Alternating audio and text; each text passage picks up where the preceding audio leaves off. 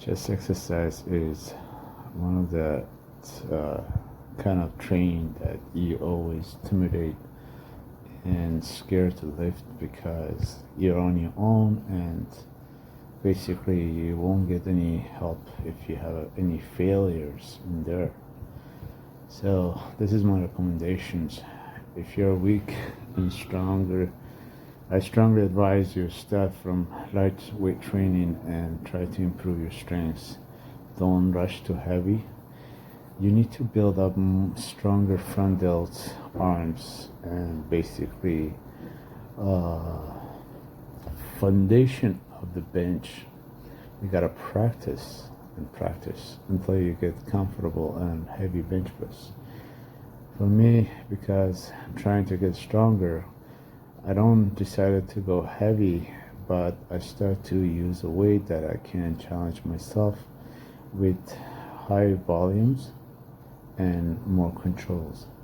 And one other thing about the bench press, you make sure to lock your scapula and lock your elbows. Do not let your elbows flare, and keep your toes locked right under your hips.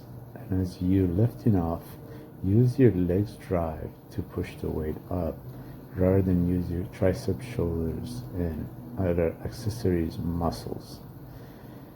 One more thing, on descending you can control, but on ascending you have to be very explosive. You have to be fast.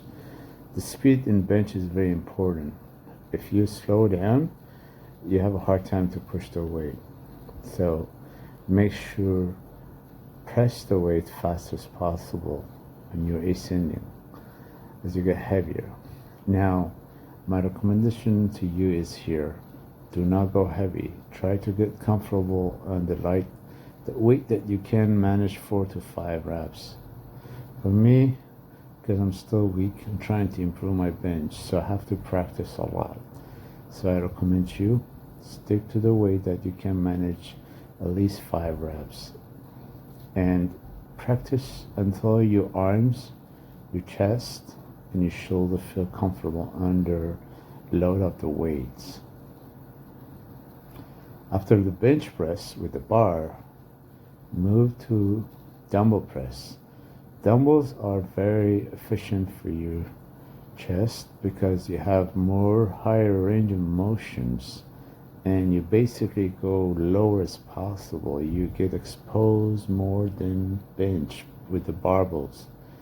And make sure again, choose a weight that you can do the drop set. If you choose, for example, 50, drop it to 30 right away. So you get higher volumes. Bench is very tricky. The more you do, the more you get stronger. So I recommend you do your bench at least twice a week with 75 or at least 48 hours apart. So after performing the barbells, use the dumbbells 100%. It helps you to get more stronger. And basically you perform exactly the way you perform in the bar. Your toes has to be locked under your hips. Do not forget. If you feel light, you can also keep your legs above the bench, if something about 30-40 pounds. This is about just deloading the heavy to a light weight.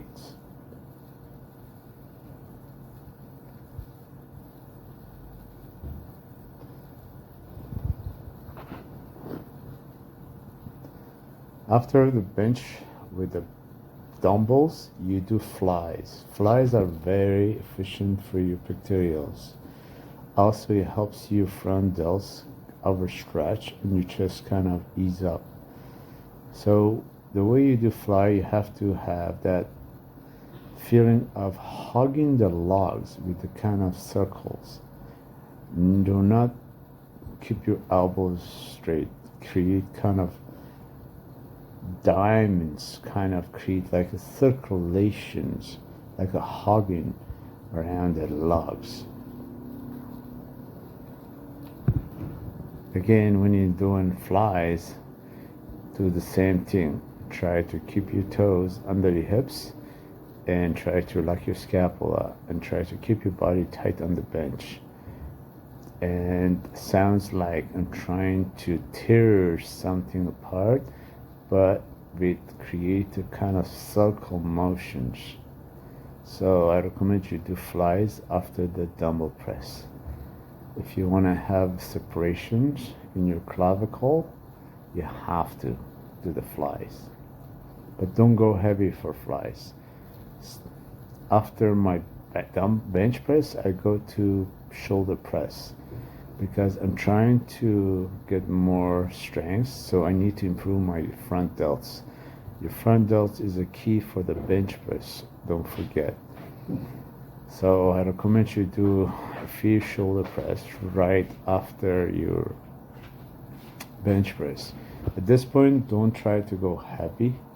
Stay the weight that you can manage because your body is exhausted. You have no more strength in you. But trust me, you build a lot of power. By the next day, you feel all these exercises, proactive exercises, you feel more powerful.